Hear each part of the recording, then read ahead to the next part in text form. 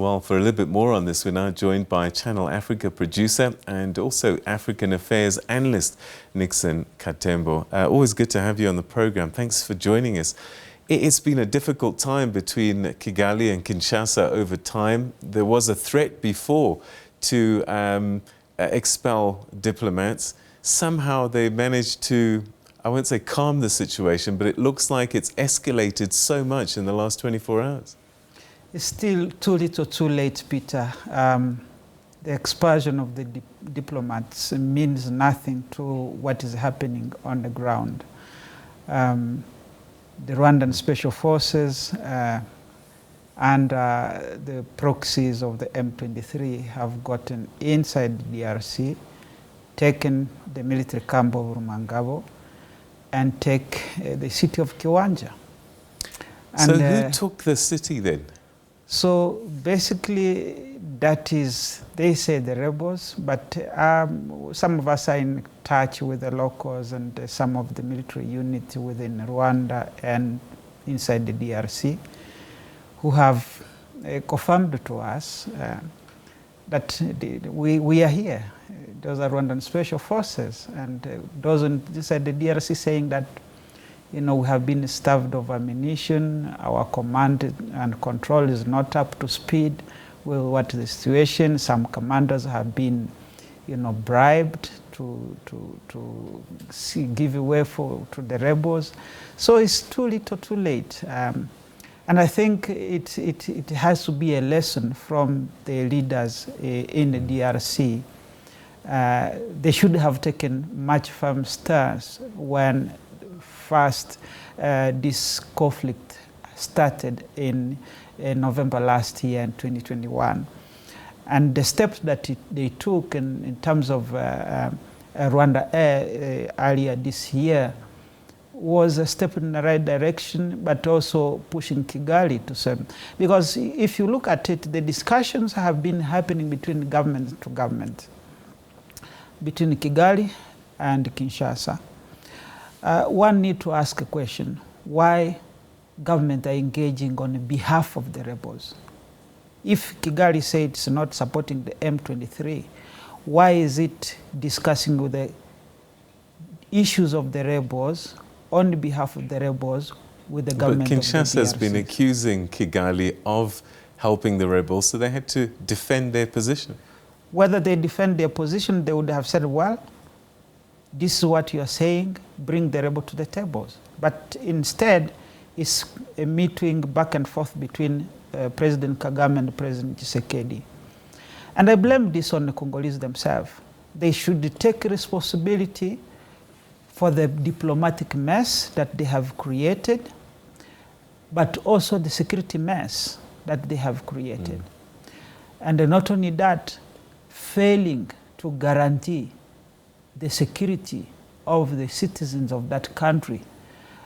One of the primary responsibilities of any state is to protect the borders and to guarantee the security of the people inside with their belonging. It's a constitutional mandate that any army around the world have. Has the DRC fulfilled that? I don't think so.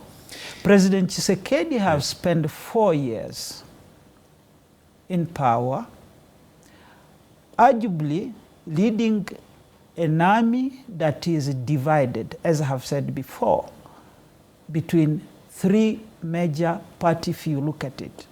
One that supports President Joseph Kabila, the former president, one that issue from different rebel groups that were formed after the constitutional framework of 2006, and the other one that what they call the Zefiltre in terms of the DRC. Those are people who have been patched inside the DRC government's army, but mostly, most of them working on behalf of Kigali and owing to the rebellions from 1996 up until today, the negotiations. And if you look at it, what Kigali have been pushing with the rebels, the different rebel groups, is that integrate these people into the army. Why is it in the army? Why the process of the DDR demobilization, disintegration, the recession into the civilian life cannot be spearheaded in the negotiations if they are rebels that seeks to say that we are Congolese. And that's where the problem really, the problem here is for Kagame and President Tshisekedi to sit down, including President Yoweri Museveni, including Evariste Ndayishimiye of Burundi, to say how would we foster peace in the Great Lakes region and by extension in East Africa, not necessarily looking at but how... But that's to assume that these countries somehow control the rebels that are fighting in these areas, that they will take commands from Kampala, from Burundi and from Kigali. That has always been the case, Peter. The M23 was beaten by our very own SNDF here, with the Tanzanians and the Malawian forces, including the DRC under the command of the late Colonel Mamadou Ndala. Where did they run to? To Uganda and Rwanda. Who is arming them? They were quote-unquote refugees in Rwanda or refugees in Uganda. How did they, if they were refugees, how did they get out of refugee camps, for example, regroup, rearm themselves and get back inside the DRC? Those questions are not being asked. You are suggesting that Rwandan special forces have put troops on the ground in the east of the DRC. It's one thing to be accused of supporting the M23 rebels, but it's another to be part of them. Peter, before I came to this program, I have just spoken to someone, and I don't want to say, as a journalist, as people working in the media who have a responsibility to protect our sources. But I've just spoken to someone in the Bigogwe military camp, which hubs Rwandan special forces. They are in jubilation. Why are they? Why would Kigali risk this at this time? The United Nations, African Union, East African Community have got this conflict on their radar, particularly the tensions between Kigali and Kinshasa. Why would they risk all of this? Look, forget about the United Nations. The United Nations have become part of the problem of the DRC. They have been there for the past 22 years. What have they done? Civilians are being massacred while they are there. Now, if you look at the context of the Great Lakes region and the geopolitics within the region, you would see that Kigali have over the years been supported by the United States and the United Kingdom. Now, same with Uganda. Most of their special forces have been trained by those countries, including Israel, by the way. Now, if you look at in the context of current geopolitical tension in the world with Russia and so on, about 2 weeks ago, Kinshasa had just received an consignment of armament and other military hardware from Russia, something that have angered the United States, of which have a partner in Rwanda. About a week or 2 weeks ago, there were senators from the United States who shuttled between Kigali and Kampala. The behind-the-scene diplomatic discussions that happened between those meetings, you and I don't know. But we can look at it from a perspective of analytical view on how we understand the region. And for me, who understand the region and who come from the region, I know too well how things goes. Now, if you have such issues being discussed behind the scene in the diplomatic circles, at the same time the M23 emerging, and then you have the United Nations General Secretary Antonio Guterres about 3 weeks ago saying that the M23 is armed and it will armed like such a conventional army, it could be supported by somewhere else. Then you have to read between the lines. All right, so the expulsion of His Excellency Vincent Karega, the Rwandan ambassador to DRC, he's been given 48 hours. What does this mean? Does that mean that all diplomatic negotiations are now off the table? Whether they expel him, whether he stays in Kinshasa, it means nothing. Because one of the most things, if you look at it, Rwanda has achieved its principal goals in DRC. And that is giving the proxies, which is the M23, a leverage for discussions and negotiations. The only thing that can hold them from getting the city of Goma is the international outcry that might come with it, in as much it came with the 2013 experience. Now, the expulsion of Vincent Karega, it means nothing in a sense for me, a person who watched closely the discussions and the political issues within the Great Lakes region, particularly between Rwanda and Uganda and the DRC, including Burundi. One would say that it's still little too late. So it's just a knee-jerk reaction on the part of Kinshasa in expelling Vincent Karega. But the real problem is in the East. They could have dealt with the security problem in the East. Earlier on, during the day, I spoke to some of the commanders on the battlefield who were saying that they are starved, they don't have ammunition, and they are getting different commands from various commanders within the Congolese army. Some to the extent of saying that we don't even have food.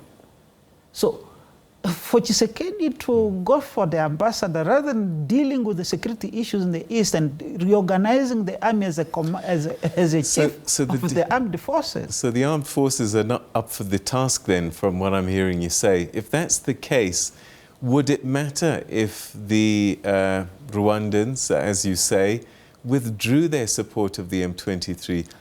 Would they be able to face up to the M23? Would the M23 disappear without support from Rwanda? Look, what I understand and the military strategy, the way I know that region, it is a matter of reorganization of the Congolese National Army. Matter of command and control, accountability within the chain of command, and the people who are put in the chain of command, who are they? As I said, there are people who are issued from the CNDP, the RCD, and the M23 in terms of those negotiations that have been happening. These are the people then you put on the front line to even work with their own former colleagues in the rebellions. That is number one. The second aspect is the logistics of the army. If the Congolese armed forces can be reorganized in terms of logistics, for heaven's sake, Congo have got everything it wants, and it can go to any markets of arms manufacturer to say that this is what we offer, we want the ABCD. They have not done that.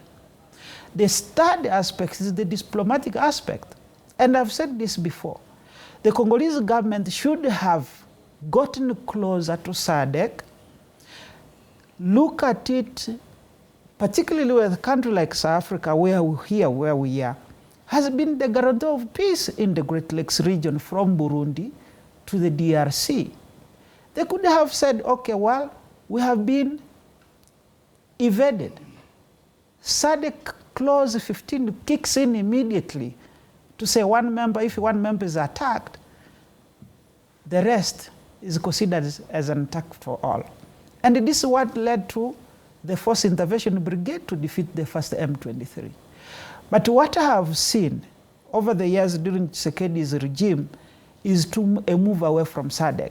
And I have said it before, they went to East Africa thinking that maybe getting closer to the East African community will alleviate some of the problems.